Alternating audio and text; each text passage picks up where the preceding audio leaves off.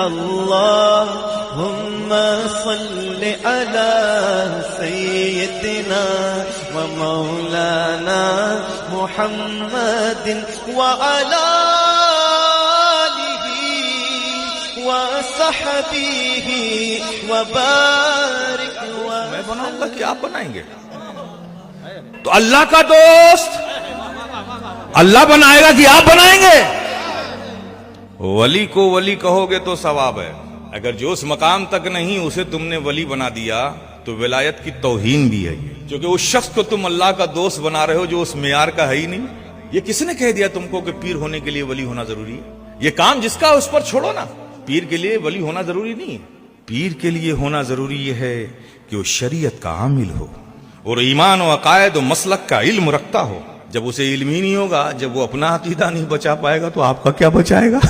دوسری شرط، وہ جس سلسلے سے بھی ہے اس سلسلے سے اس کا روحانی تعلق جڑا ہوا ہونا چاہیے، منسلک ہونا چاہیے، منقطع نہیں ہونا چاہیے، اور اخلاق کے باب میں، مروت کے باب میں وہ کمال لگتا ہو، مروت بھی ہو، وزاداری بھی ہو، یہ سب ہو تو اور سونے پہ سہاگا ہے۔ یہ شرط ہے، یاد رکھو۔ یہ ولایت ہم آپ کی چیز نہیں ہے، یہ تو رب کے فضل کی چیز ہے۔ ایک انسان عالم بھی ہو، مفسر بھی ہو، محدث بھی ہو، فقیہ بھی ہو، متقی بھی ہو، شباش بھی ہو، تہجد گزار بھی ہو، اشراق و چاش بھی پڑھتا ہو، اوابین بھی پڑھتا ہو، ساری نمازیں پڑھتا ہو، 24 گھنٹہ اس کی زندگی سجدوں میں گزرتی ہو، لیکن پھر بھی ضروری نہیں کہ وہ ولی ہو۔ لیکن ہاں یہ ضرور ہے کہ جو ولی ہوگا اس میں یہ تمام خوبیاں ہوں گی۔ اللہ تبارک و تعالیٰ ارشاد فرماتا، اپنی طرف سے نہیں دوں گا، قرآن کسی آیت میں کہ یہ میرے دوست بندے ہیں، نہ کوئی خوف نہیں، کوئی غم نہیں۔ مولا وہ کون لوگ ہیں؟ تو اللہ تبارک و تعالیٰ اگر ارشاد فرماتا ہے الذین آمنوا وکانوا یتقون، یہ وہ لوگ ہیں جو ایمان لائے اور زندگی کے ہر لمحہ مجھ سے ڈرتے رہے۔ اب کوئی آپ کو آسمانوں میں بھی اڑتا ہوا نظر آ جائے نا، یہ دھڑ سے جو ولی کہہ دیتے ہو نا، یہ عادت بدل دو، ولی مت کہنا، پہلے دیکھنا ایمان والا ہے کہ نہیں۔ اچھا ایمان والا ہے، اب دیکھو کہ تقوی والا ہے کہ نہیں۔ تقوی والا ہے تب گمان کرنا کہ یہ ہو سکتا ہے کوئی اللہ کا ولی ہو، یہ اڑنا اس کی کرامت ہو۔ لیکن اگر ان دونوں میں سے کوئی نہیں، یہ دونوں نہیں، تو میرے پیارے وہ سب کچھ ہو سکتا ہے، نظر کا دھوکہ ہو سکتا ہے، جادوگری ہو سکتی ہے، استدراج ہو سکتا ہے، کچھ بھی ہو سکتا ہے، لیکن ولایت نہیں ہو سکتی۔ اب یہاں پر بات آ گئی، ایمان تو پتا چل جائے گا کہ ایمان والا ہے کہ نہیں ہے، تقوی والا ہے کہ نہیں، یہ کیسے جانو گے؟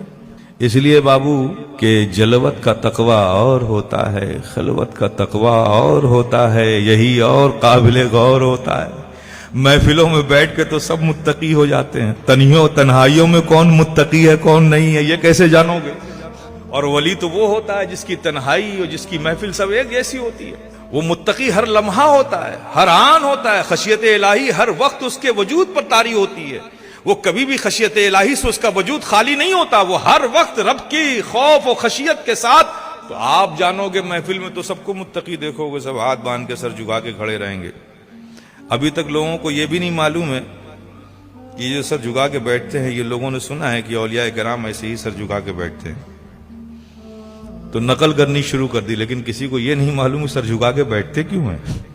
بس بات یہ ہے کہ یہ سر جھکا کے ہمارے اعلیٰ حضرت شفیع میاں نے فرمایا تھا، تھوڑا سا اشارہ دیا تھا کہ جھکا کے سر بیٹھتے ہو تم کیوں، یہ راز ہے اشرفی بتا دو، بندھا ہے کس کا تمہیں تصور، یہ کس کی شکلیں ہنسی ہیں دل میں، تمہارے دل میں یہ کس کی شکل، خوبصورت شکل ہے۔ یہ اولیاء کرام اسی شکل کی زیارت کرتے ہیں سر جھکا کے، اسی کے جلووں میں کھوئے رہتے ہیں، اسی کی یادوں میں کھوئے رہتے ہیں۔ یہ اولیاء کرام وہ ہیں جب آنکھ بند کرتے ہیں تو نظارے دیکھتے ہیں۔ اب کوئی کہہ دے کہ ہم بھی سر جھکا کے دیکھتے ہیں، تو پہلے ان سے پوچھنا کہ جس دل میں یہ حسین جلوہ ہے وہ دل کہاں ہے، پہلے یہ بتا دو۔ ارے میاں اسی دل کو پانے کے لیے تو ایک متقی بندہ، تقوی شعار بندہ اپنی عمر کے اکثر حصے گزار دیتا ہے شباشی میں، ذکر و فکر میں، تقوی و طہارت میں، تسبیح و تحلیل میں۔ زندگی کا ایک وقت لمحہ گزر جاتا ہے اسی دل کی تلاش میں، چونکہ اعلیٰ حضرت شفیع میاں اشارہ فرماتے ہیں کیوں ڈھونڈتے پھرتے ہو عالم میں، کیوں ہو اس کی تلاش میں گم، فی انفسکم فی انفسکم فی انفسکم۔ اس لیے اولیاء کرام جنگلوں میں نہیں جاتے، وہ تنہائیوں میں بیٹھ کر کے اسے ڈھونڈتے ہیں. کسے ڈھونڈتے ہیں؟ اس دل کو ڈھونڈتے ہیں جس دل میں یہ سب جلوے ہوتے ہیں. اور جسے یہ دل مل جاتا ہے پھر ان نظریں اٹھا کے نہیں، نظریں جھکا کے دنیا کو دیکھتے ہیں. بھائی پوچھا جائے وہ دل کہاں ہے، آپ سے بھی پوچھوں دل کہاں ہے، آپ کہو گے گوشت کر لو تھوڑا. ارے یار اگر وہی دل ہے جس میں یہ جلوے رہتے ہیں تو جس کی اوپن ہارٹ سرجری ہوئی ڈاکٹر نے سب دھل دھلا کے نکال دیا. ابھی تک لوگوں کو پتہ ہی نہیں کہ جس دل میں ایمان ہوتا ہے، جس دل میں یقین ہوتا ہے، جس دل میں یہ جلوے ہوتے ہیں، جس دل میں یہ سب شکل حسین ہوتی ہے، وہ دل انسان میں کہاں ہوتا ہے. اسی کو پانے کے لیے تو ایک مرد مومن، ایک متقی بندہ اپنی زندگی کے اکثر حصے گزار لیتا ہے. جس دن وہ اسے پا لیتا ہے وہ با کمال